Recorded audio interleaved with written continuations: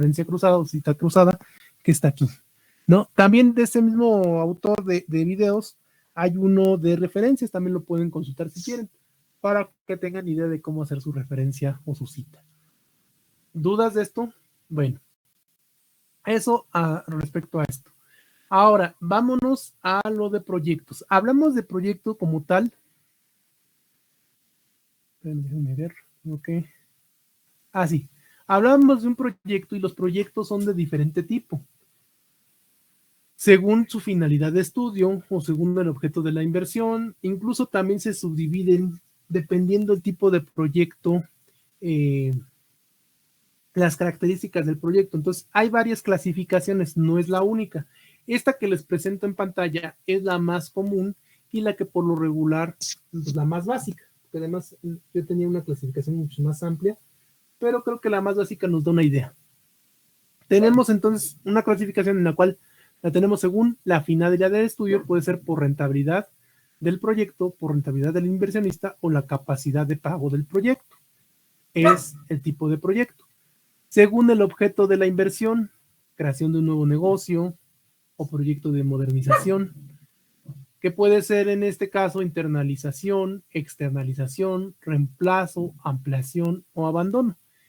No solamente, insisto, no solamente tenemos esa clasificación, hay una clasificación mucho más amplia, como por ejemplo, si es un proyecto social o con fines sociales, o como le llaman, a fondo perdido.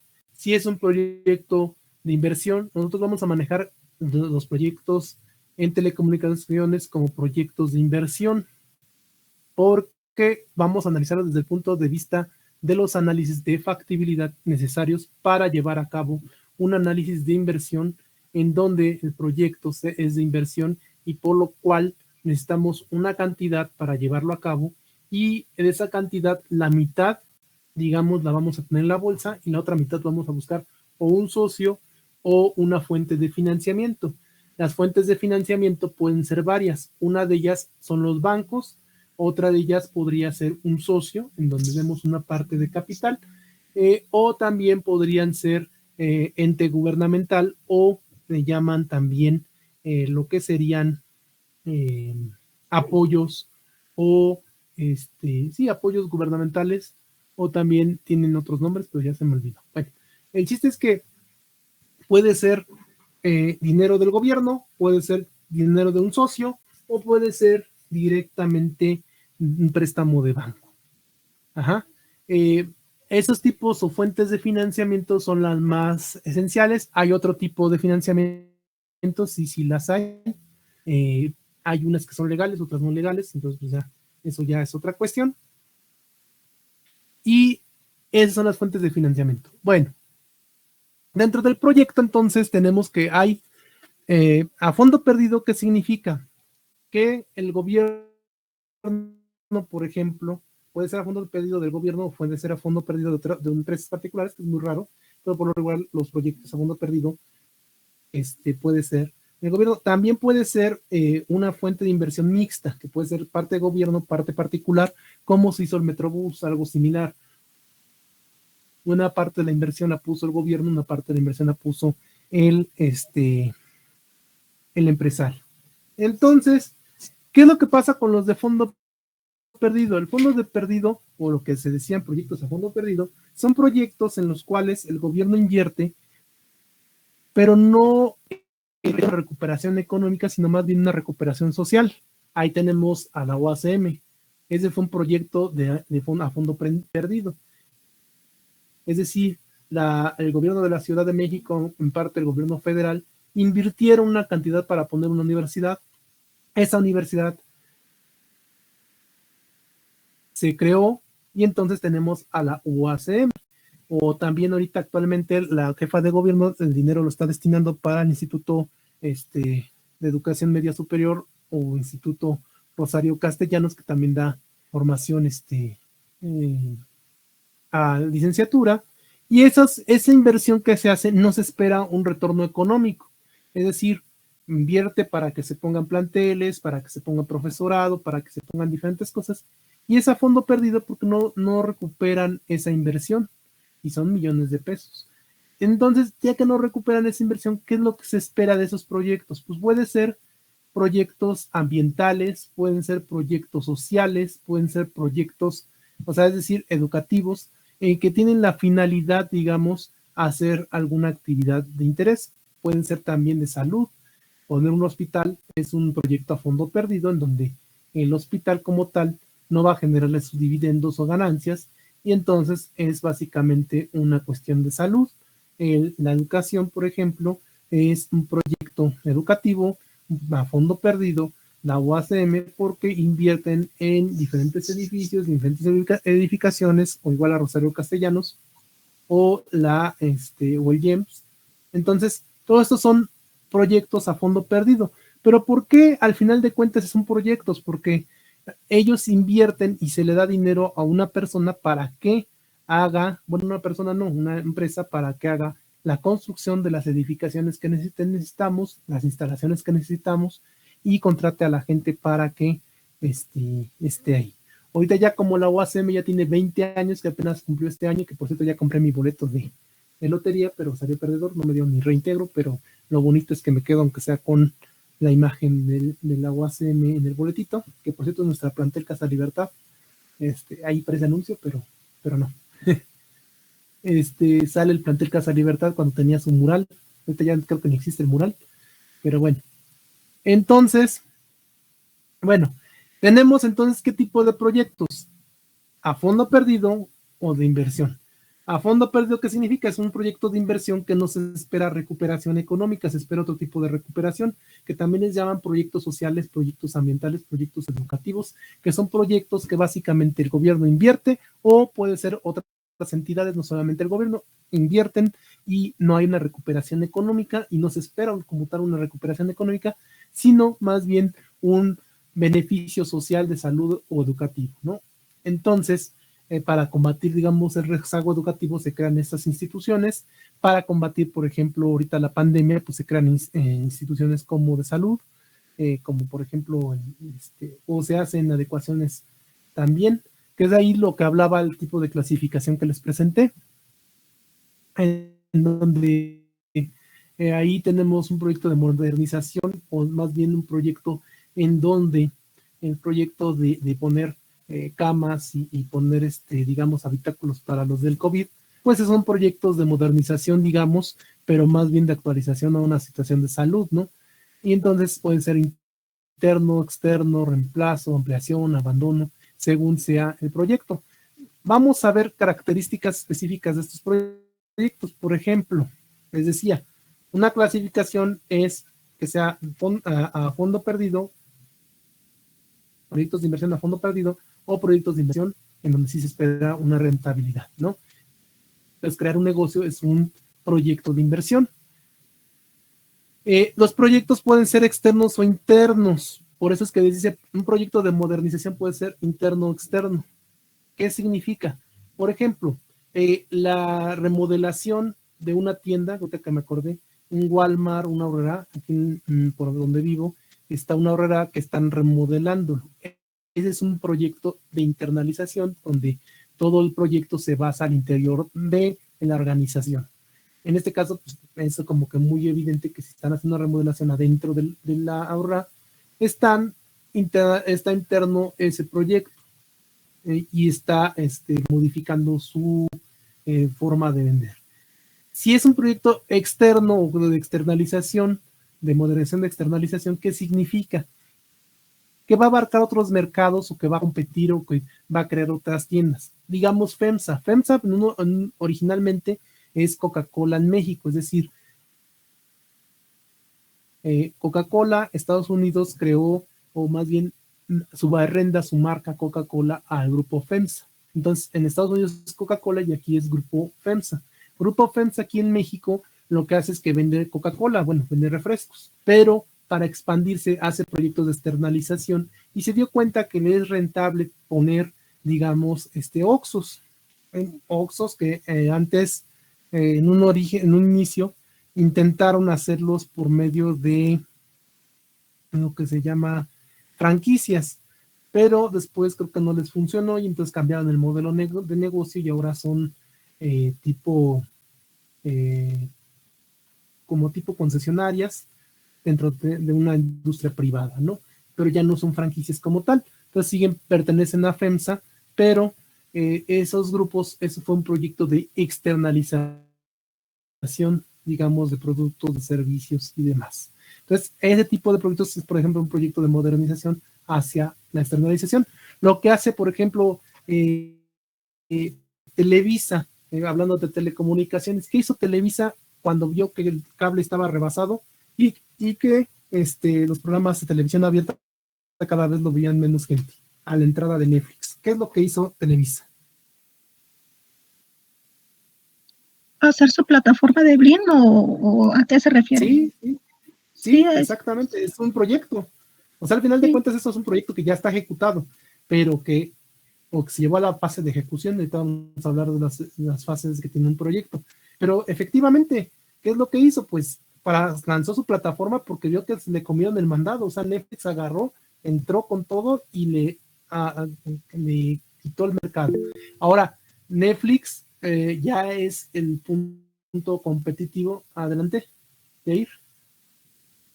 Es que iba a decir que también su proyecto de Azcárraga era del FAMSA, ¿no? De esas sucursales de tiendas, FAMSA. Ajá, sí. Sí, es otra, porque también estaban comiendo el mandado ahí TV Azteca y Grupo Salinas. Y Viana, bueno, antes era Viana. O sea, y Viana, Viana ya no existe, pero bueno, era Viana. Exactamente, sí. Exactamente, o sea, hay proyectos que se lanzan de forma externa y no para reemplazar, sino es parte de ampliación, pero también es externalización. Ahí puede haber una combinación, depende de qué proyecto sea. En este caso, pues se ve claramente que son proyectos externos de la empresa que están externalizando varias situaciones. En este caso, por ejemplo, Televisa, para continuar, no amplía, digamos, las instalaciones, digamos, de televisión, sino lo que hace es que se diversifica, o sea, se externaliza de otra forma en otros mercados. Un mercado fue meterse en plataformas y entonces generar contenido específicamente para plataforma. Otra de estas fue, como tú dices, generar venta en productos productos en tiendas ancla más bien. ¿Para qué? Para que ahí puedan comercializar otras cosas. Entonces, como hizo Salinas, que se diversificó hacia el externo, generó Electra y entonces venden externamente, ¿no? Entonces, hay proyectos que funcionan y no funcionan, ¿no? Por ejemplo, Televisa tenía FAMSA y también está que quiebra. Tiene una deuda ahí por ahí FAMSA tremenda y creo que ya la vendió. Pero bueno, precisamente estos proyectos son ejemplos de proyectos que se externalizan afuera de la empresa, ¿no? Entonces, y que se diversifican, se llama que se diversifican su portafolio de productos. Entonces, Televisa, al ver que se comen su mercado de Netflix con Netflix, que eso fue antes, ahorita Netflix es el que le están comiendo el mercado. ¿Quién le está comiendo el mercado a Netflix? Amazon Prime. Amazon Prime. HBO Max. HBO. Ajá. Disney Plus. Bueno, es HBO. Disney Plus ahorita ya también ya tiene a Fox. Bueno, sí, Star, ahora sí llama Star, sí. No sé qué. Sí, Disney. Ajá. Y esos son los que comen principalmente el mercado. ¿Y cuáles son los que están ahí rascándole ahí, haciéndole merma? Que no compiten porque son realmente Netflix es un monstruo a nivel plataforma. Tiene muchísimos productos. Les han quitado productos, efectivamente. Disney entró con muy pocos productos y cada vez está ampliando más su cantidad de productos que tiene a la digamos, pues a la venta o a sus clientes. Pero bueno, el chiste es que los principales competidores de Netflix y que le están robando mercado latinoamericano de este lado, pues, del mundo, es Amazon Prime, HBO, Disney Plus, y así, ¿no? Entonces, este tipo de mercado está muy competido, pero los que siguen ahí quitando un pedacito de mercado o complementando el mercado, porque puede ser complementado, es Blim, es Claro Video, Dish también, ¿no? O sea, todos estos pequeños. Son los más bajitos. Dish, sí, son los pequeñitos que andan ahí rascando. Pero bueno, E incluso Dish no entró como una plataforma digamos, de este tipo de streaming. Ellos entraron como televisión de cable, ¿no? O sea, todas esas, hay empresas que están cambiando porque están viendo que el mercado, ya la gente prefiere, digamos, pagar 150 Netflix que fuera como que es como una televisión por cable, pero tú eliges el programa, ¿no? Entonces, se está evolucionando y cambiando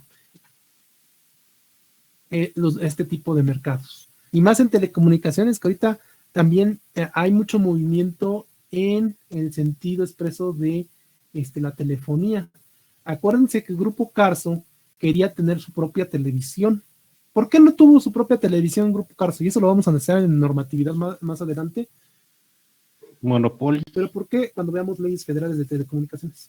Sí, tiene que ver con el monopolio, pero ¿por qué no? ¿Quién le impidió crecer?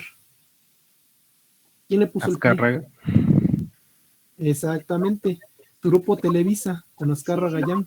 Exactamente. Pero estuvo bien curioso. Si recuerdan la historia, el grupo Azcárraga Gallán es el que maneja Televisa. ¿Cómo pudo tener el poder para impedirle que el grupo Carso adquiriera una televisión? Pues teniendo el control del poder. Entonces, ¿qué hizo hace unos años? ¿A quién puso de presidente y por qué manejó Peña. esas elecciones? Exactamente. Y la gaviota. Entonces, entonces nos vendieron un cuento televisivo bien padre, ¿no? O sea, estaba Gaviota, Peña, o sea, realmente Televisa se dedicó a hacer su telenovela en vivo, ¿no? Pero la finalidad era no permitir el acceso mediante legisladores, mediante poder político, el acceso de Carlos Slim a las televisoras. No sé si recuerden el grupo Carso. A ver, sí, dime, Jair. Disculpe, lo que pasa es bueno, digamos, ese le puso el pie, digamos, Azcárraga, pero cuando fue los Olímpicos de Londres o de China, ¿cuándo fue ¿De Tokio? ¿Tokio? No, de Londres, ajá, en Londres, No, los anteriores. ¿De Londres? Los anteriores. Lo que hizo Grupo Carso con Claro Video fue acaparar todos los eventos olímpicos y no le dejó nada Sí, no a permitió que lo transmitieran. Televisa. Bueno, más que uno que otro deporte que son los esenciales, ¿no? Sí, que fútbol, pero ahí en fuera no dejó que Televisa y TV Azteca transmitieran los olímpicos. Y le compraron a este comentarista, uno tan Lati, que habla muchos idiomas, ese señor. Sí. De hecho, sí, o sea, fue una guerra comercial que se dio y también una guerra política. ¿Quién hizo la reestructuración del centro? Mientras Televisa peleaba esa parte, ¿quién hizo la reestructuración del centro? ¿Quién agarró y se adueñó prácticamente toda la zona de Polanco? ¿Quién es el dueño de todas esas zonas? Y tiene comercios a lo grande. Pues Grupo Carso, ¿no? Exactamente, toda la parte de Reforma, Centro, llegaron convenios cuando estaban en pleno pleito de que no les permitían generar la televisión. Entonces lo que hacía el grupo o el imperio de Carso, porque ya prácticamente es un imperio, es diversificarse. Al ver que no les permitían crecer por un lado donde querían, lo que hicieron es que se diversificaron. ¿Cómo se diversificaron? Pues, sabes que yo te modernizo todo el centro, pero tú me cedes tales terrenos.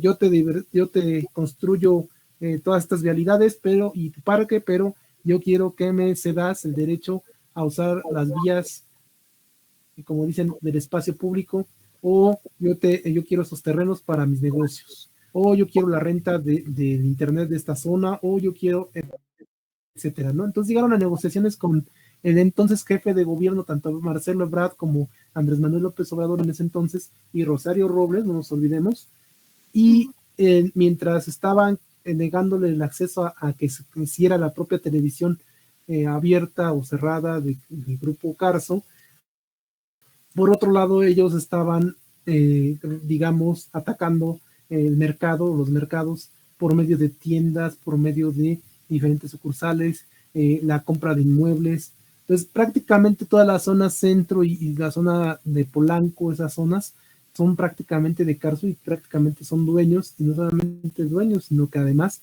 generaron negocios muy buenos, como por ejemplo, en este caso, Museo Sumaya prácticamente es gratuito, pero el acuario, o sea, el acuario es para que vayas a visitar el acuario y de paso pases al museo, por ejemplo, ¿no? Entonces, hay diferentes formas de hacer gastar a la gente sin necesariamente generar específicamente un producto. Por ejemplo, el Sumaya básicamente es complemento de el acuario, ¿no? Entonces, si se fijan, ahí se genera una sinergia. Entonces, si vas a ver el Sumaya, pues te enteras que hay un acuario, y entonces si vas a ver el acuario, ves que tienen el museo y así, ¿no? Entonces, son sinergias que se generan debido a el tipo de negocios, y que eso lo tienen bien estudiado, a nosotros nos tienen bien estudiados de cuál es el comportamiento humano, ¿no? Entonces dicen, ay, pues ya vine acá, pues se ve bien padre aquel, ¿no? Y entonces ya te entra la cosquilla, y entonces ya el siguiente mes o la siguiente semana o el siguiente día vas a visitar ese otro lugar, ¿no? Está el Museo Jumex, que también parte de este grupo, en asociación con este grupo. Entonces, si se fijan, entonces ahí tenemos diferentes tipos de proyectos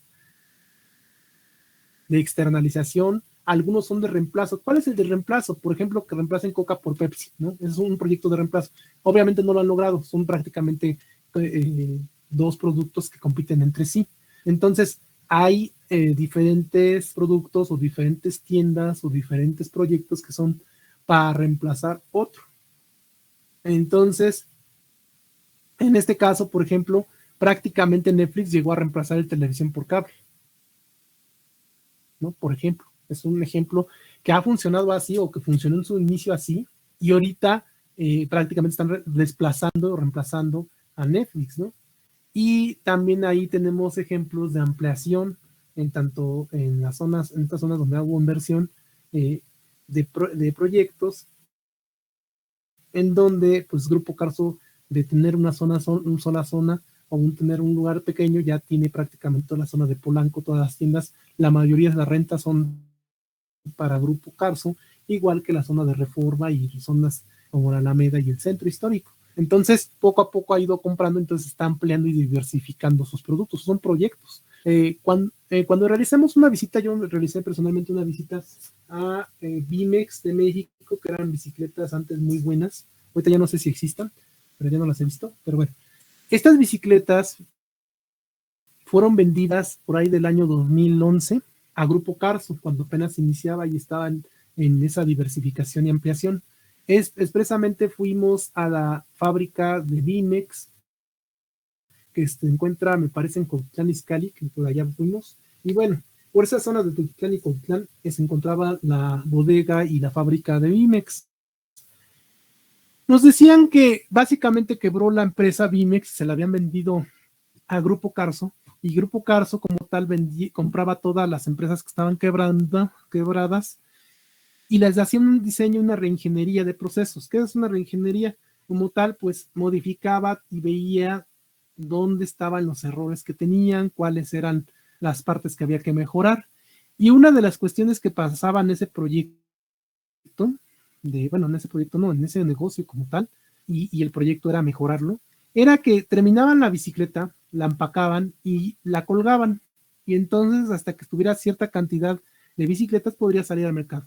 Pero también había veces que no habían todavía reemplazado las bicicletas, y entonces tenían que guardarlas en el lugar. Entonces lo que hacían es que rentaban un local de enfrente, una bodega de enfrente, para poder colgar las bicicletas que iban creando, para después distribuirlas a nivel nacional. Entonces, como tenían pocos servicios de distribución, digamos, tenían 1 o 2 camiones, el camión salía un día y pues regresaba hasta la siguiente semana o entre 2 semanas, porque las llevaban a diferentes lugares del país. Entonces el recorrido era enorme, ¿no? Entonces trazaban rutas logísticas para distribuir su producto, pero mientras tenían que juntar todo lo que era el camión, digamos, de bicicletas, para cuando llegara el camión se fuera de nuevo con las bicicletas, y por lo tanto tuvieron que rentar un espacio para almacenar.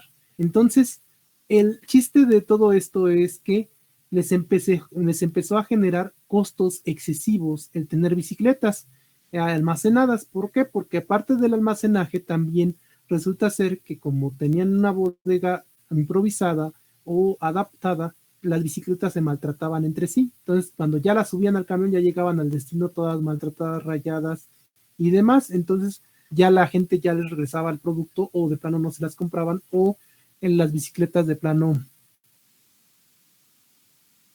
ellos tenían que reprocesarlas. El costo de reproceso de una bicicleta es carísimo. ¿Por qué? Porque tendrían que volver a despintarla, volverla a pintar, que para eso tenían también problemas específicamente en el área de pintura. Y entonces tenían diferentes proyectos internos, esos los proyectos de internalización, ese tipo de proyectos internos, en donde tenían que mejorar cosas. Uno de los proyectos era mejorar los inventarios o mejorar la distribución, que es la logística que debían tener.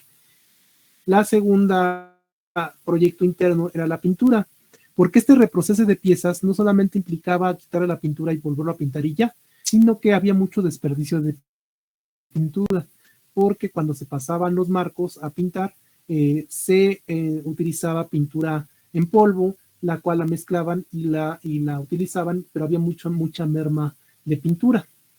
Entonces empezaron a usar otro tipo de pintura y pidieron un proyecto ahí a la UNAM para que se les generaran los filtros para que no se contaminara, porque ya empezaban a tener problemas y ya no cumplían con cierta norma y iba de entrada la norma 14.000 de ISO.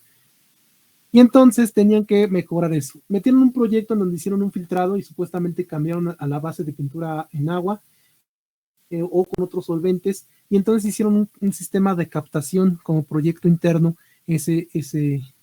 pues esa tienda, ¿no? Pero ya acuérdense que toda esta reingeniería de procesos o toda esta reingeniería del negocio era debida a que ya la había comprado Grupo Cars con todos estos problemas.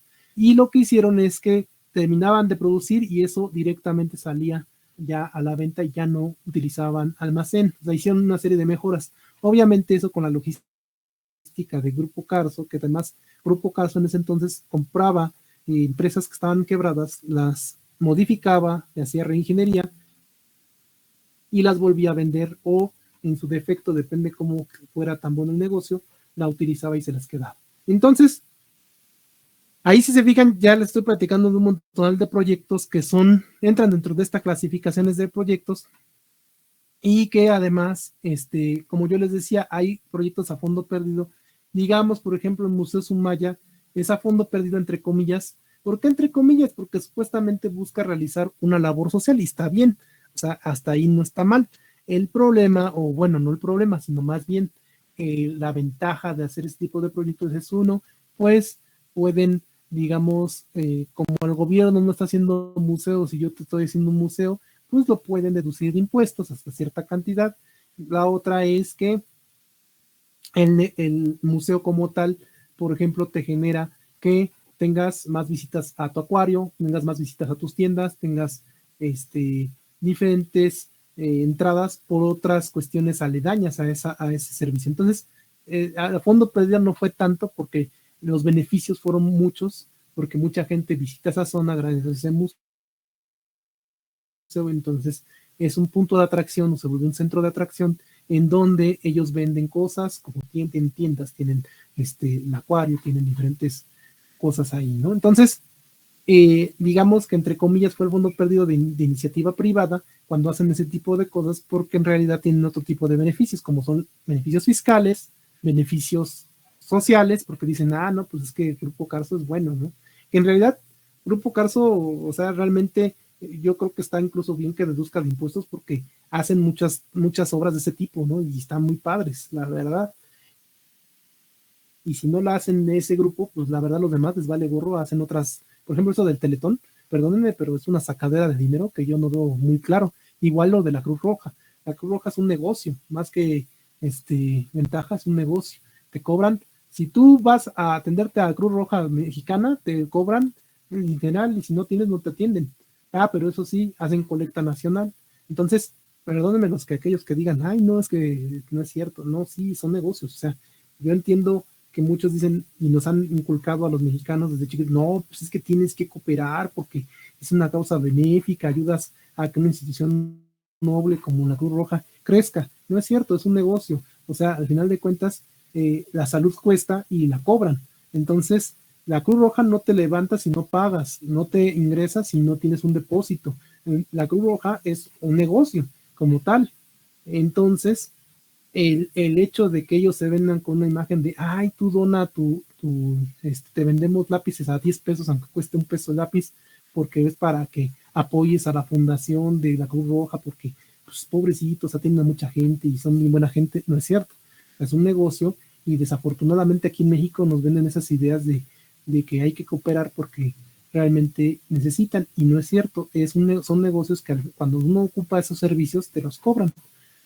Supuestamente manejan precios bajos, ¿no? Es como el ISSSTE del Estado de México, el ICEMIN, cobra millones y millones y millones de pesos, hasta incluso embargan casas por atenciones médicas, y más ahorita que está el COVID, ha habido varios escándalos, pero se han quedado calladitas las noticias, porque el gobierno del Estado de México es represora, no más poder. Si se han dado cuenta, por ejemplo, en estas situaciones de represión, pues han visto que manifestaciones de tipo de feminismo, de feminicidios y todo esto no se dan en el Estado de México y es uno de los estados con mayor tasa de feminicidios en el país, porque el Estado de México es más represor que la Ciudad de México, o sea, ahí el que se manifiesta lo desaparecen, ¿no? Desafortunadamente pasa, no es juego. Entonces, bueno, hablando de proyectos, pues estos proyectos, pues aunque son supuestamente a fondo perdido, como por ejemplo este grupo Carso que hace su museo, realmente no es a fondo perdido porque tiene ciertos beneficios. En el gobierno también tiene ciertos beneficios, pero ahí ya no son económicos, algunas partes son sociales, insisto, algunas partes son educativos o algunas partes serían de salud. Ahí tenemos los sistemas de transporte que están generando, que también, entre comillas, digamos, es a fondo perdido porque también tienen cierta captación de algunas cosas. Por ejemplo, la línea del teleférico que acaban de colocar, el trolebús que van a colocar en Ermita,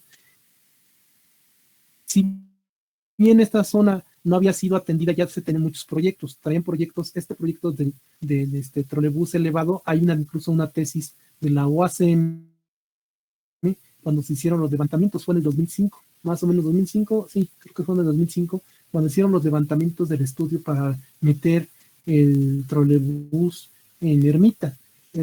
Hay un proyecto que viene de Chalco a La Paz, que es de Metro Férreo, que también ya tiene desde hace como 20 años. Lo que pasa es que no los han impulsado porque no les conviene. Ahorita impulsaron del trolebús y del teleférico. ¿Ustedes creen que realmente era necesario un teleférico en esta zona? ¿O qué tipo de transporte necesitamos? O sea, como proyecto, digamos, técnico. O sea, no me interesa la parte política. La parte política, yo apoyo que se haga algo, porque es mejor que hagan algo que no hagan nada. Pero técnicamente, ¿ustedes creen que es suficiente un teleférico en esta zona? Así técnicamente hablando. No tiene la capacidad de transporte. O sea, eso yo no se los digo, sino en realidad no tiene la capacidad de transporte. Yo he estado trabajando mucho tiempo en el transporte y hemos analizado, y básicamente lo que se necesita es otro metro. O sea, qué lástima que sucedió lo que ocurrió con la 12,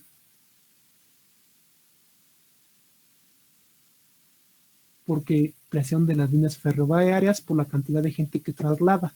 Entonces, en realidad estos proyectos se hacen porque son vistosos, son bonitos, porque sí son bonitos, eso sí, y yo agradezco que se hagan a que no se haga nada, y más porque soy de esta zona, ¿no? O sea, es decir, de que yo me vaya al pecero y que me asalten como me pasaba antes, o me vaya en el chavabús que pasaba cuando quería y que además de repente no nos esperaba o que iba atrás del camión correteándolo, a agarrar y treparme al trolebús o treparme al teleférico, pues se agradece, ¿no? Obviamente es mucho mejor, hay menos incidencia de delincuencia, hay más tranquilidad. A mí me asaltaban muchas veces salir a San Lorenzo de Sonco, entonces, pero yo como iba de Casa Libertad, pues era la ruta, ¿no? Irte a Constitución o irte ahí a los tinacos, transbordar en un camión o irte en el coche, que salía mucho más caro, ¿no? Entonces, digamos que se agradecen los proyectos a que no hagan nada, ¿no? O sea, ese dinero se lo clavaban antes y de que se lo quede el gobierno, bueno, más bien que se lo queden los políticos y se vaya a Andorra o se vaya a estos países, a que se inviertan en algo, pues se agradece, ¿no? Ahora sigue como quien dicen, se ve que están haciendo algo. Pero en la parte técnica, en la parte práctica, cuando hacemos el análisis de ese proyecto, de esos proyectos, está rebasada su capacidad. ¿Qué quiere decir que está rebasada su capacidad? Que el teleférico no va a poder, digamos, absorber toda la carga de gente que llega del Estado de México, de Iztapaluca, de Chalco, de toda esta zona. Y entonces, por eso es que crearon a la par un trolebús. Y por eso a la par está la línea A, y por eso a la par hay otros medios de transporte. ¿Por qué? Porque no es que se complementen, es que es muchísima la cantidad de gente que se traslada en esas zonas, y entonces, aún colocando un trolebús, todavía no alcanza a soportar en unos 10 años la cantidad de gente que viene del Estado de México, porque cada vez es más. Entonces, realmente en estas zonas lo que se necesita son metros, porque se van a ver rápidamente saturados estos medios de transporte. Claro que es un alivio porque no se había hecho nada, claro que es mejor que el transportador en el pecero, pero no cumple, digamos, técnicamente no cumple con las necesidades de la zona. La necesidad de la zona era meter un proyecto como un metro férreo o un tren de alta capacidad para que transportara a toda la gente. Entonces, yo estoy viendo que, por ejemplo, un proyecto más ambicioso y que probablemente por la cantidad de recursos nunca se apruebe, es generar un segundo anillo pero no de vialidades, sino de trenes. O sea, es decir, un anillo periférico de trenes, donde vaya el tren y circule todo el anillo periférico, ida y vuelta, digamos, rodeando la ciudad, en donde tenga puntos clave estratégicos para que se una con otras líneas, y así evitar que la gente se vaya hasta el centro y del centro se vaya hacia el norte o hacia el sur o hacia el oriente, porque tienen que pasar forzosamente por el centro. Al hacer un anillo de transporte, pues evitan eso. Entonces, hay proyectos muy buenos, hay proyectos con muy buenas ideas, hay diferentes cuestiones técnicas que se hacen a un lado, y si se fijan, las decisiones se toman por una cuestión económica o política. En el caso específicamente de esta zona, fue una decisión económica, porque un trolebús o una serie de trolebuses no cuestan lo mismo que poner una ruta de transporte. Ahí estamos hablando de esta clasificación donde dice según la finalidad del estudio. ¿Qué esperamos? ¿La rentabilidad del proyecto? ¿La rentabilidad del inversionista o la capacidad de pago del proyecto? ¿Ahí qué pasa? Lo que pasa es que no tiene el gobierno para invertir, y no hay empresas que se avienten a invertir mucho dinero en un sistema ferroviario o un sistema de transporte de este tipo como el metro, y más ahorita que ocurrió lo de la línea 12, hasta desprestigiaron. Si se avientan a construir de nuevo algo así, va a ser muy difícil que recuperen la inversión. En primer lugar, porque el metro tiene dos características que no tienen algunos metros de la ciudad. Bueno, no de la ciudad, de otras ciudades y de otros países. Tiene un costo muy bajo porque la mayoría es subsidiado. Entonces, no se busca la rentabilidad del metro o del sistema férreo, entonces, o de ferrocarriles.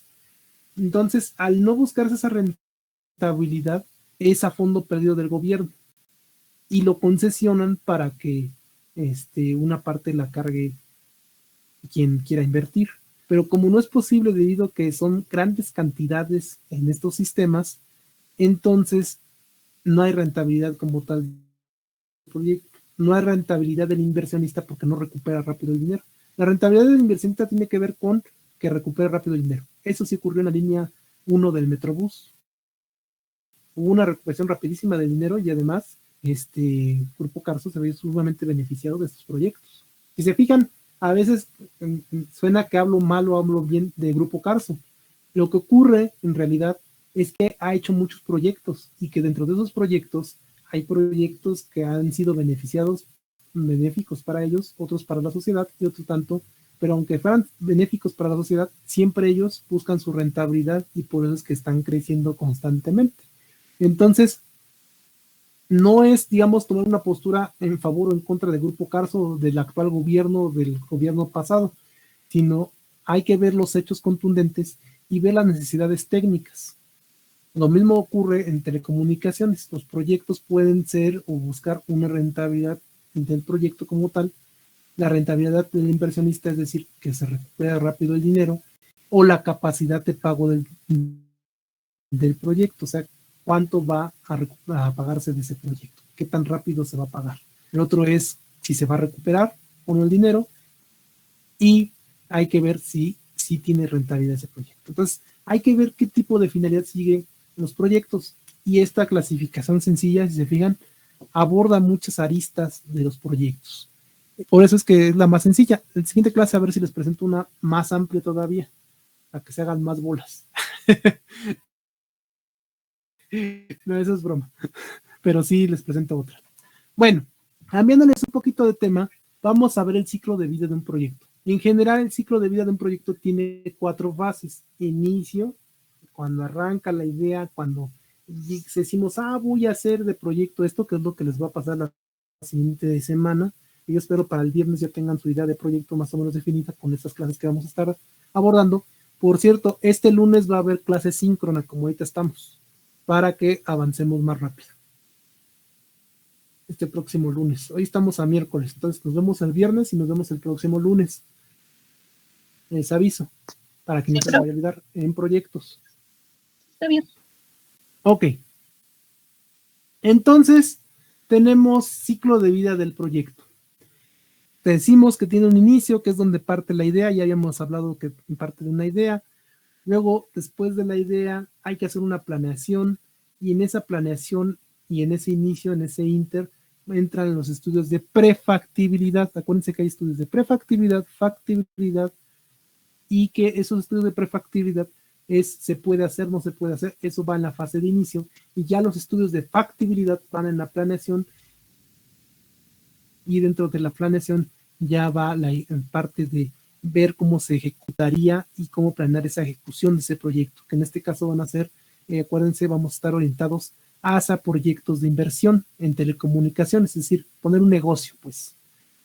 Precisamente les dejé de tarea para el día, creo que el lunes, para que lo hagan el jueves, por cierto, es poner los puntos clave de un plan de negocios. Sí, creo que eso fue lo que les dejé, ¿verdad? Sí, poner los puntos clave de un plan de negocios o de un, no, sí era plan de negocios, perdón. Ahí me estaba confundiendo yo, déjenme tomar el checo, porque qué tal si les puse otra palabra, y es que luego como ando con otras cosas.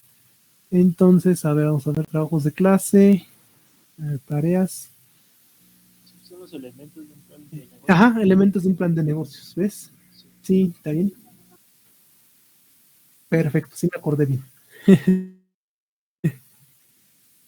Entonces, sí, les decía, entonces un proyecto inicia, digamos, con la idea, pasamos con análisis de prefactibilidad, que es esto de verificar de forma sencilla si el proyecto es factible o no, técnica, económica económica o financieramente, técnicamente, socialmente, legislativamente, es decir, ver las leyes, verificar también la cuestión de trabajadores. Ya que vemos en esa primera fase que el proyecto sí pasa, o sea, sí es posible, tenemos, digamos, la tecnología, podemos tener los recursos, si hay gente especializada en esa área, porque hay áreas que no hay gente especializada. Por ejemplo, imagínense que ustedes tengan como proyecto el hacer una vacuna para el COVID, para la versión, ¿qué es ahorita? ¿La beta o qué?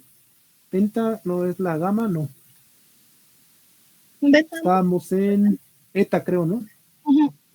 No, es alfa, beta, o sea, ya pasaron todas esas variantes, es alfa, beta, gamma, pero creo que ahorita ya habían encontrado otra, que era lambda, entonces seguía eta.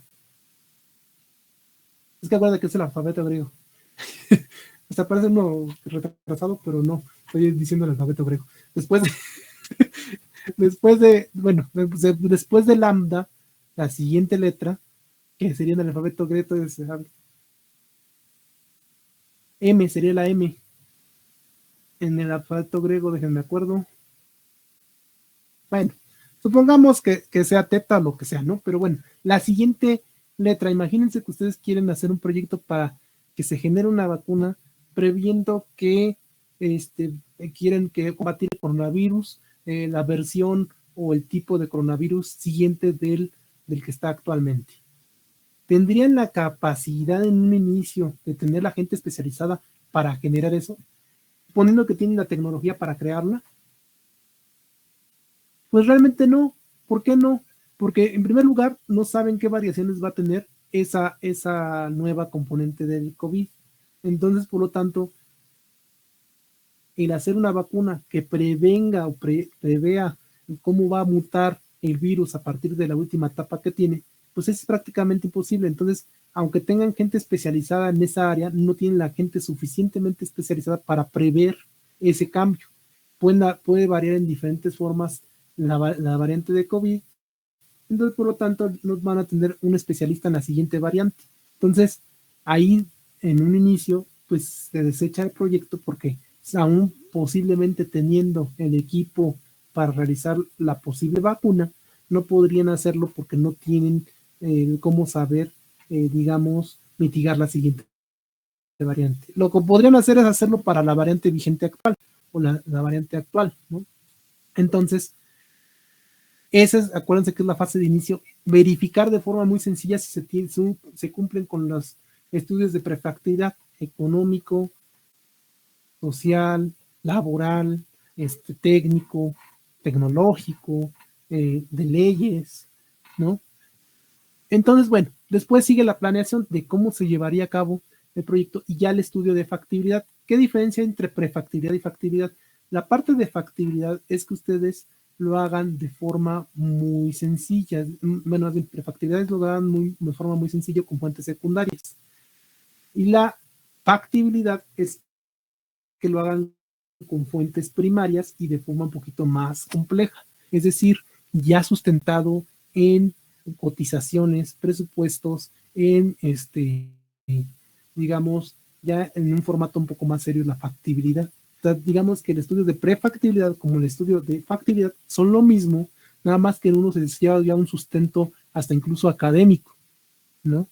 En un estudio en donde se lleva un sustento académico, un sustento económico, un análisis financiero, un análisis legal de qué leyes favorecen, qué leyes repercuten, pero ya más serio.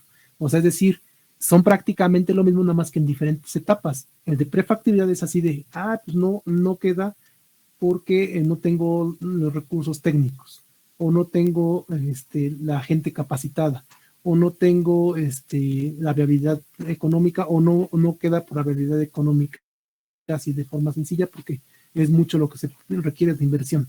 Y en el otro ya se tiene que sustentar con números, con tablas, con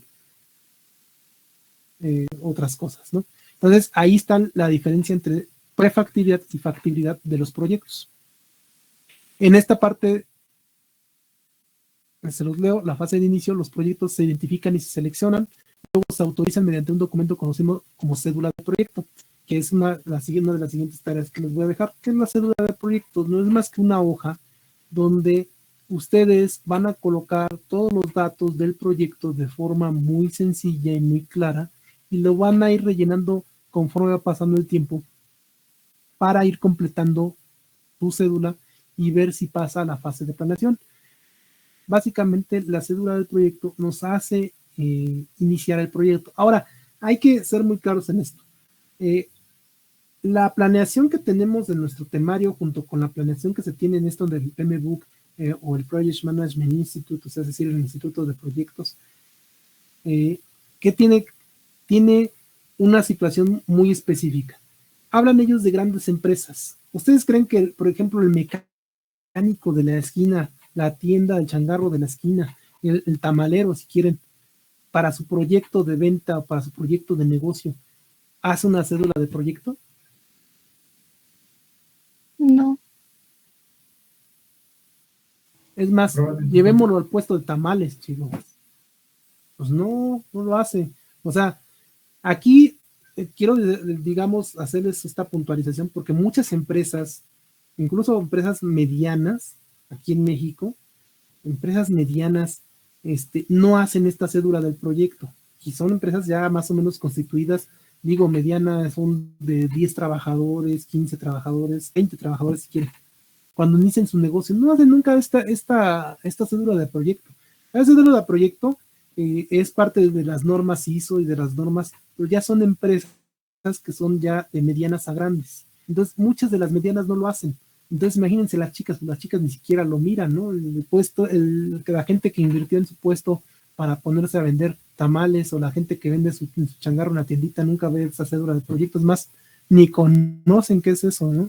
Entonces, a mí, en lo personal, está padre que lo veamos porque es parte de,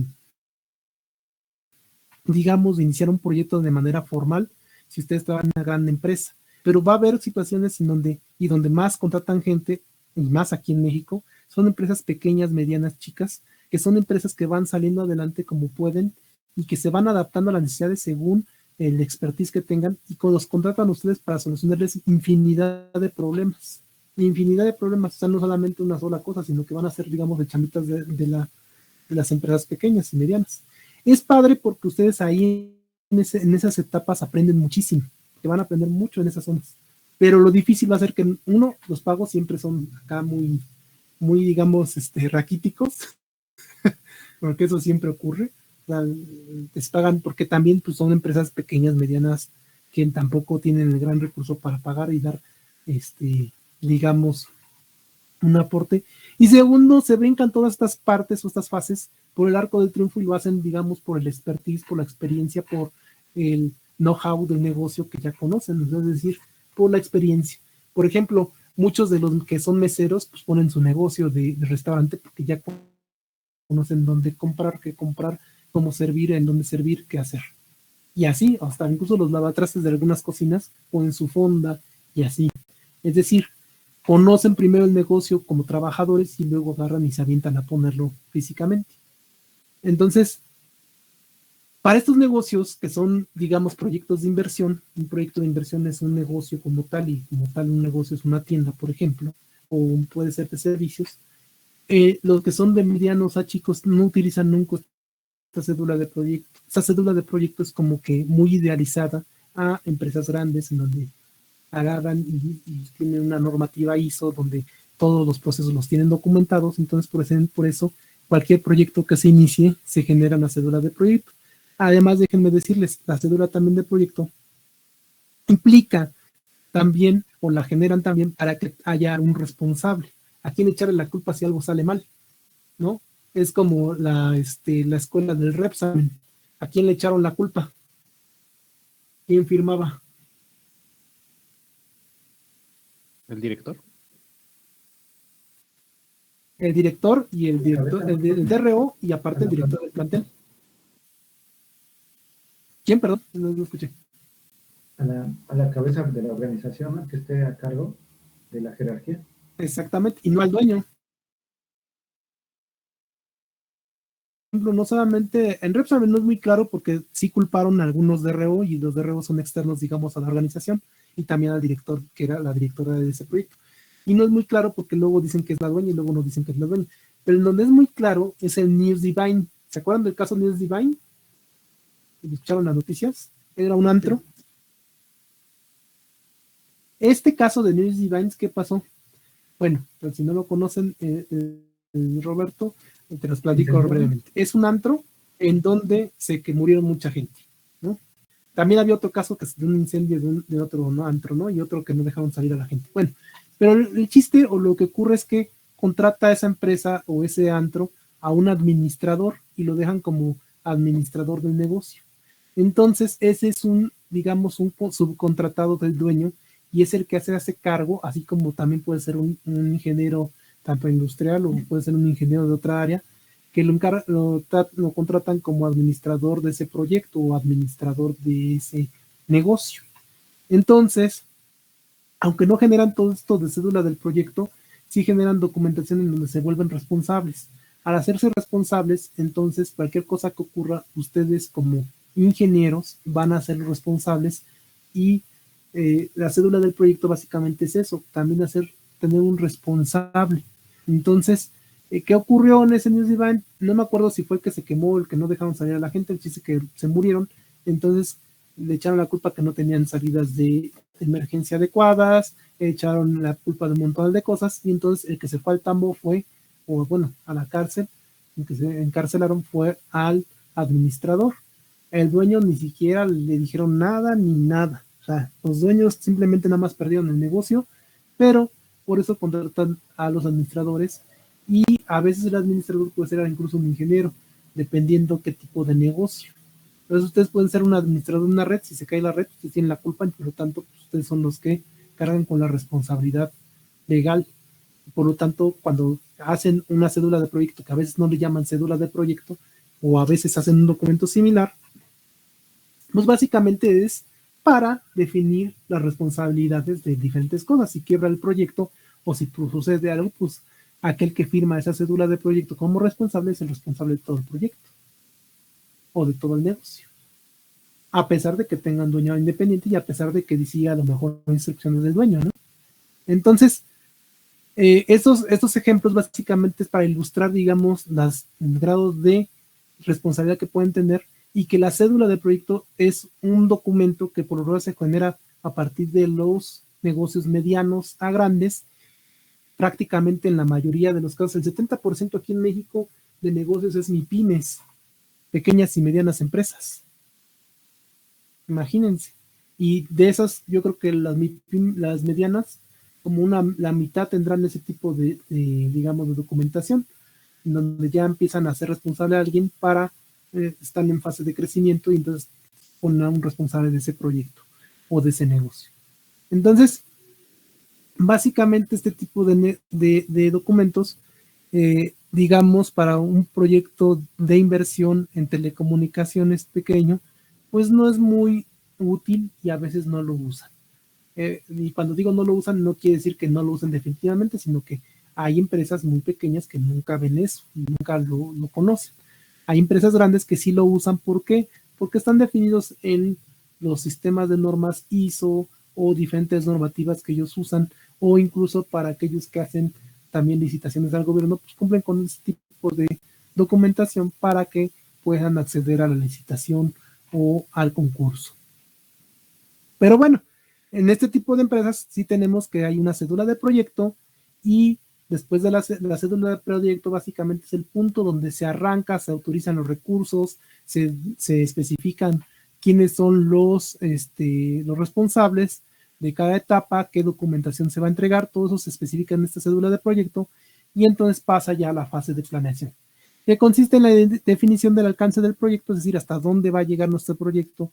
En este caso, nuestro proyecto que vamos a hacer aquí en esta clase va a quedar en el plan de negocios. Un plan de negocios un poco modificado porque, si se fijan, el ejemplo de la enlatadora, básicamente es un análisis de datos que tenemos para generar un proyecto, ¿no? Un proyecto de inversión en donde queremos invertir, a lo mejor, y poner un negocio de ese tipo. Entonces, la identificación de recursos también se hace en esta parte de planeación, hasta dónde va a llegar ese proyecto, con qué dinero voy a financiar eso, que van a ser preguntas clave, que por cierto, ahora que vi sus tareas, hay quienes tienen muy buena bibliografía, encontré 2 o 3 libros que se me hicieron muy interesantes y que están muy buenos, entonces algunos tienen muy buena bibliografía y que son básicamente documentos descargables, y eso sí, creo que les va a servir para este curso, y de hecho voy a poner algunas imágenes de algunos esquemas que me gustaron para explicarles. Pero bueno, hay que identificar los recursos y como tal vamos a plantearnos varias preguntas como de dónde van a obtenerse los recursos, quién los va a proporcionar, cómo se van a distribuir, cuándo tenemos que pagar esos recursos o cómo va a ser este tipo de financiamiento y ese tipo de cosas, ¿no? Entonces tenemos que identificar bien los recursos, cuánto se requiere para llevar a cabo el proyecto, el desarrollo de un programa y un presupuesto como tal. Ahorita vamos a ver un presupuesto, bueno, en la siguiente clase, porque ahorita ya no nos va a dar tiempo de ver un presupuesto, que ahora son 3:40, que yo aquí no tengo reloj así a la mano. ¿Sí? Está acá arriba, 3:40. Entonces tengo como 20 minutos, ¿no? Pero bueno, les decía, consiste en la definición del alcance del proyecto, la identificación de recursos, el desarrollo de un programa y un presupuesto, la identificación de riesgos. Esta identificación de riesgos es muy importante porque, por ejemplo, si ustedes ponen un proyecto de telecomunicaciones que sea una interconexión con fibra óptica y la fibra óptica la producen, por ejemplo, en Estados Unidos, o la producen en Alemania, o la producen en ciertos lugares, y sube de precio el dólar. Entonces, por lo tanto, la variación del dólar es la que hace que haya riesgo, y entonces su proyecto es sensible a la variación del dólar. Entonces hay que hacer un análisis de riesgo a través de un análisis de sensibilidad, o sea, es decir, el riesgo se puede hacer ese análisis, qué tanto riesgo hay, a través de un análisis de sensibilidad. Es decir, el proyecto qué tan sensible es a ciertas variables, como por ejemplo la variación del dólar, o por ejemplo, si ustedes van a poner una zona de cultivo, y esa zona de cultivo la van a automatizar, pero no tienen forma de poner, digamos, instalación contra agua, sino que más bien la instalación es la que lleva el agua y rocea. Entonces, su proyecto es sensible a que no, más bien a que llueva constantemente, porque ya no podrían medir si está funcionando o no su proyecto para un sistema de riego especializado, digamos, en esa plantación, ¿no? Entonces, por ejemplo, son ejemplos así muy sencillos, en donde nosotros tenemos que identificar cuál es el riesgo que hay y cuál es la sensibilidad que es del proyecto. Si, por ejemplo, nosotros no utilizamos el dólar como moneda de cambio para comprar nuestros artículos, y compramos todo lo que está nacionalizado, que es muy difícil hacer eso, pero bueno, entonces ya no nos afectaría el dólar. A veces diríamos que no se nos afecta, pero en realidad hay de forma, digamos, no directa o de forma indirecta, como nos afecta, porque los insumos principales vienen de Estados Unidos, porque nosotros a veces se lo probemos, ellos lo empaquetan y nos lo regresan. Es lo que pasaba con la gasolina, que por eso hasta el gobierno está cambiando eso. Pero bueno, ¿qué se hace con la gasolina? Bueno, no gasolina, con el petróleo como tal. Nosotros damos petróleo crudo, lo procesan y nos lo regresan como gasolina con un precio altísimo, ¿no? Entonces, hay que tener cuidado, porque muchos de estos subproductos son los que compramos de Estados Unidos y nos los dan altísimos, siendo que la materia prima como tal proviene a lo mejor de aquí mismo, ¿no? De eso. Pero eso es materia prima de otras cosas. Por ejemplo, la gasolina es materia prima de los vehículos para que se muevan, ¿no? Entonces, en realidad, es una cadenita o un círculo vicioso ahí, de manejo del recurso. Pero bueno, hay que identificar bien cuál es el riesgo, que por lo regular uno de los riesgos es el económico, que cambie la moneda, o que suba la moneda, o que baje la moneda.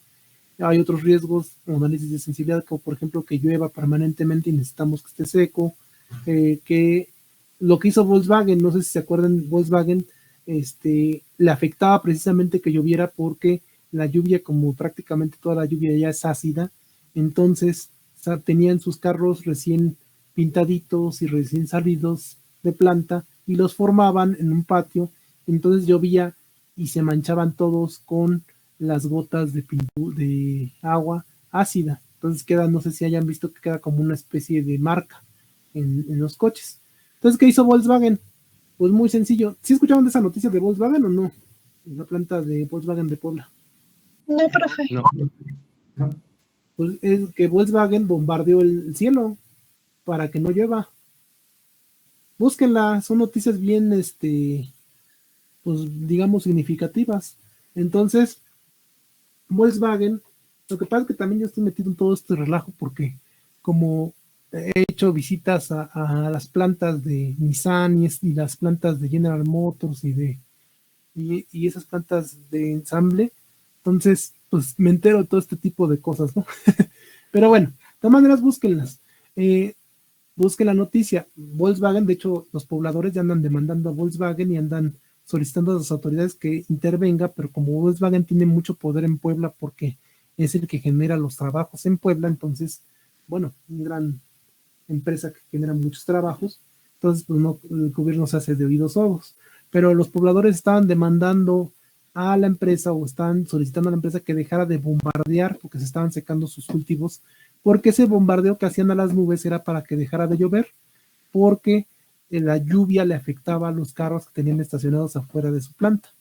Y la planta, cuando llovía, los autos nuevos quedaban marcados por la lluvia ácida, y entonces la pintura les provocaba que la limpiaran y demás, y entonces les generaba un doble gasto. Entonces, para evitar ese tipo de gastos y ese tipo también de que el producto llegara, digamos, sin ningún tipo de rayón o de marca de agua, entonces bombardean el cielo para que no llueva, y eso les estaba afectando a las comunidades de alrededor, y entonces Nissan pues así solucionó su problema, ¿no? Entonces su riesgo era que lloviera, pues quitaron el riesgo, ¿no? Lo bombardearon y se acabó. Que es bueno para ellos, pero malos para la comunidad. Ellos ahí sí, ya en lo que se dieron cuenta los otros que bombardearan con el cielo con cierta sustancia para que reaccionara químicamente y no lloviera, se deshicieran las nubes, pues ese es uno de los riesgos que ellos identificaron, que la lluvia les generaba costos excesivos, entonces quitaron la lluvia. Entonces hay que ver cuál es nuestro análisis de sensibilidad, a qué es sensible nuestro proyecto. En este caso, por ejemplo, los vehículos de Volkswagen eran sensibles a la lluvia y pues, insisto, ese riesgo ellos lo asumieron, lo primero lo analizaron, hicieron la mitigación de daños en la pintura, no les funcionó, les costó muy caro, pues ¿qué hicieron? Pues un plan para eliminar ese riesgo. Bueno, Profe, esa parte incluye toda la parte del plan inicial. ¿Qué pasó? entonces, por ejemplo, en las cuestiones de riesgo, podría haber una ponderación, por ejemplo, aumentar el precio del proyecto, un porcentaje que tú digas, del gasto total, aumentarle un cierto porcentaje extra, por si salen esos. Sí, pero no mucho. Sí, eso le llaman valor de salvamento. En parte es valor de salvamento y también, en parte también es un fondo para, digamos, emergencias. Sí, específicamente sí, tienes toda la razón. Se genera alrededor de entre el 5 y el 10% de la inversión total se considera para mitigar ese tipo de riesgos, pero tienes que tener riesgos bien identificados. O sea, es decir, consideran una variación del 5 al 10% sobre la inversión total del proyecto, lo que tú debes de considerar como riesgo, como para el riesgo, para mitigar ciertos riesgos que hay, porque acuérdate que hay diferentes tipos de riesgos. Por ejemplo, imagínate el riesgo de que, por ejemplo, digamos, a ver, déjame pensar. Un accidente. Por ejemplo. Un accidente. No, es que te voy a platicar cómo mitigan el riesgo de que un proveedor no les cumpla. ¿Qué es lo que hacen estas empresas precisamente grandes? De Volkswagen, General Motors y Nissan. Aparte de que también hay accidentes en la planta y demás, lo que ellos hacen para que un proveedor no les falle o para que siempre tengan el suministro, hay de dos. Una es que compran un 10% a un 15% de mercancía adicional para tener en el inventario o en el almacén. ¿Por qué? Porque ese almacén, si es que llega a haber desabasto de ese producto material, pueden surtir, digamos, un día, 2 días o hasta una semana, mientras se restablece la comunicación con el proveedor. La otra es que no todo lo piden un solo proveedor. Hay cláusulas bien estrictas y cuando se contratan con un proveedor y no les cumple, le cobran la amonestación, que va a ser el valor de lo que les cuesta comprarlo en otro lado, y después de terminado su contrato o rescinden el contrato en ese momento, ellos tienen también un segundo proveedor. Por eso es que muchas empresas tienen un proveedor grande que tiene el 70% que provee materiales y otro que provee el 30% de materia prima. ¿Por qué? Porque esa distribución la hacen para tener un segundo o un tercero, o sea, pueden ser hasta 3 proveedores. ¿Por qué? Para que cuando uno falle, la línea de producción no se detenga. Cuando una línea de producción se para, son pérdidas millonarias. Entonces, para evitar esas pérdidas millonarias, lo que hacen es contratos bien rigurosos, y es un riesgo, ¿eh? El riesgo es de que el proveedor no te cumplió y no te produjo la cantidad de materia o no te trajo la cantidad de materia prima que necesitabas.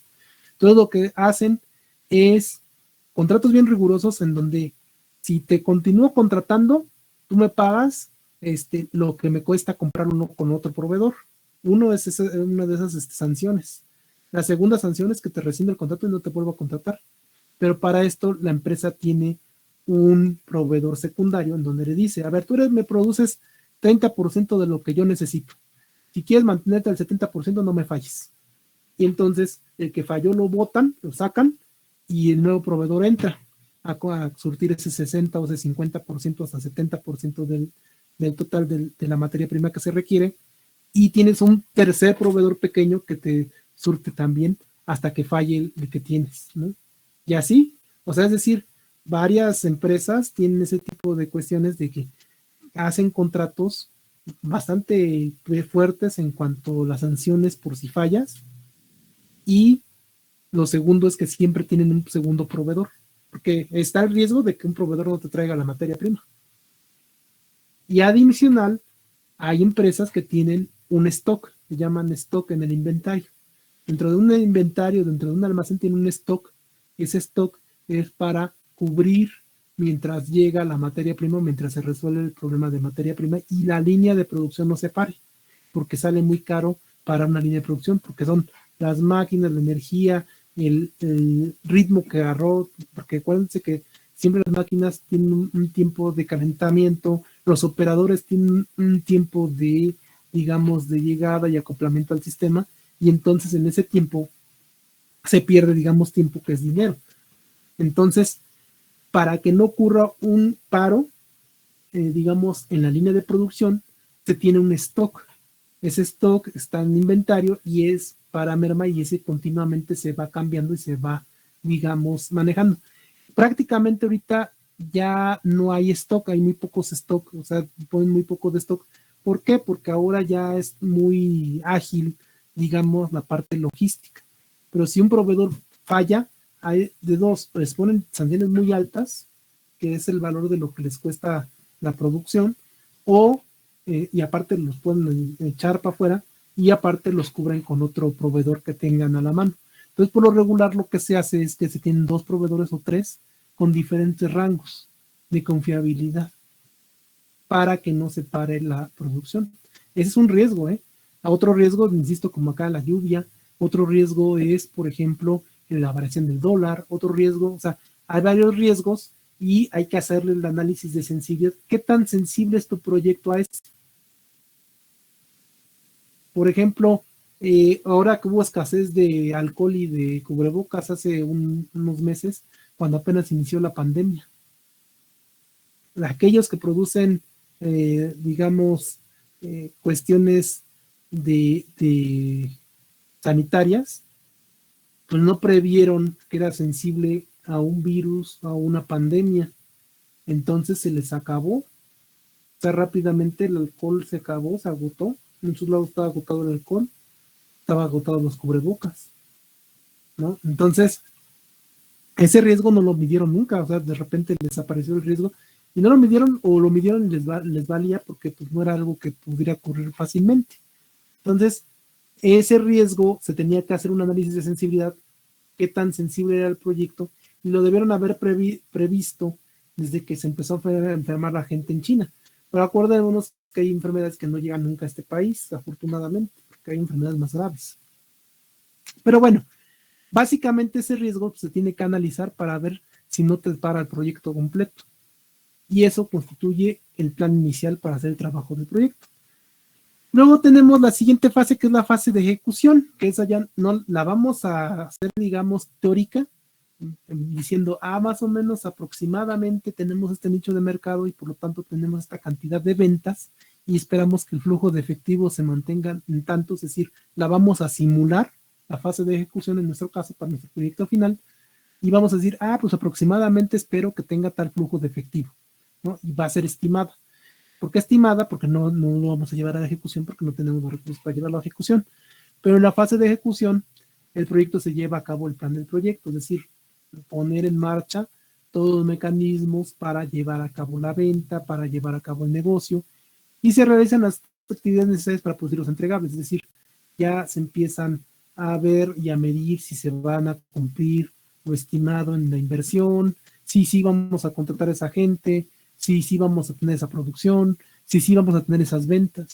Eso se va a estimar porque no podemos llegar a esa parte, y eso se va a estimar y se va a plantear en la parte del plan de negocio ampliado, que es como el ejemplo que les puse, pero ampliado.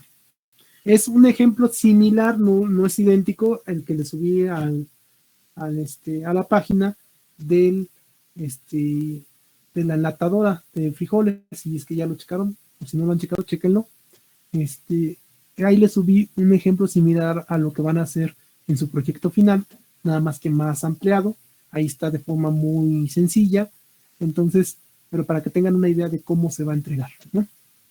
Ya son creo que las 4 y creo que termino a las 4 y no quiero salirme de la clase. Entonces nada más termino en esta parte de leerles. Y dice, en la fase de ejecución se lleva a cabo el plan del proyecto y se realizan las tareas necesarias para producir todos los entregables y lograr así su objetivo.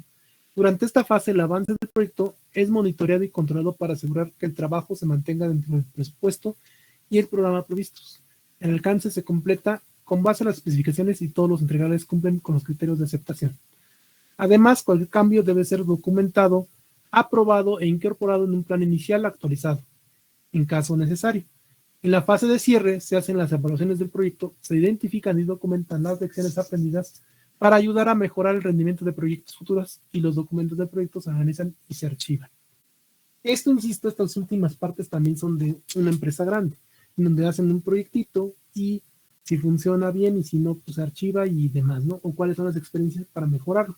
En el caso de los negocios de inversión pequeños, pues no se puede hacer eso, ¿no? Como tal, pues funciona, pues sigues vivo, digamos, el negocio sigue rentable y sigues vendiendo, y si no funciona, pues ya quebraste, ¿no? Bueno, disculpen la lata, voy a pasar rápidamente lista, todavía tengo tiempo, o ya se me acabó.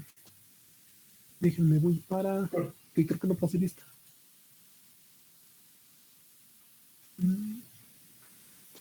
Ya voy. Sí, Roberto, espérame, déjame hablar.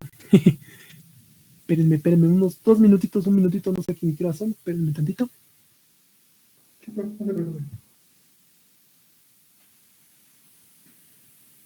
Es que luego se me olvida pasar asistencias en el transcurso del semestre y ya al final resulta que no paso asistencia y luego ya me dicen y me reclaman que no hace uno nada. Bueno, Giovanna sí está, Paris no vino, no lo vi entrar. Emanuel, ¿estás por aquí? Presente. Víctor Manuel. Presente. Fernández Cortés, perdón.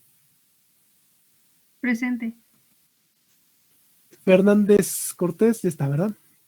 ¿Por qué estás? Ah, es que es Presente. Lourdes y Miguel Ángel.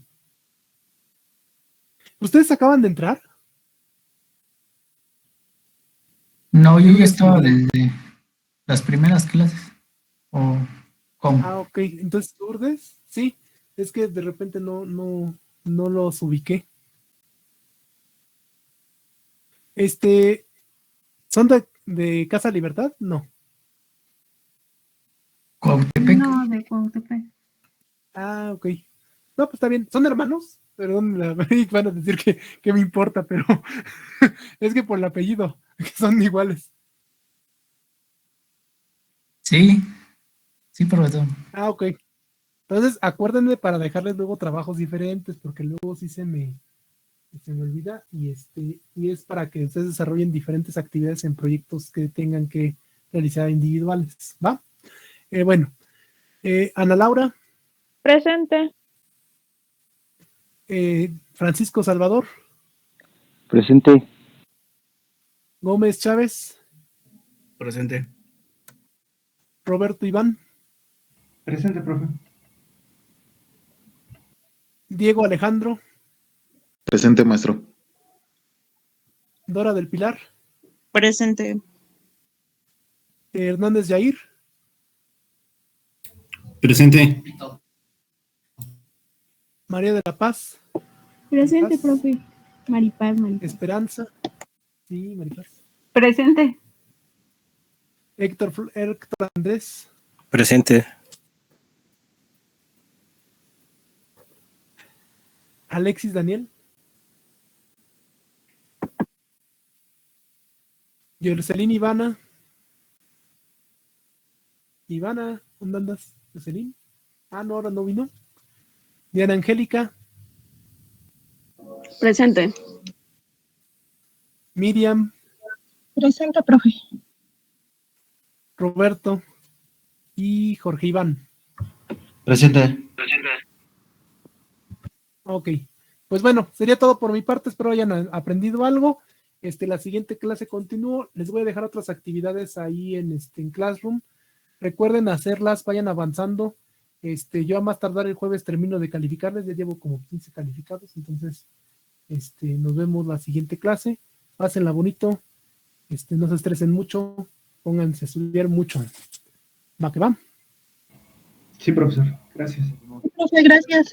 Gracias, Gracias, maestro. profe, nos vemos. Piensa mucho. Un abrazote a todos.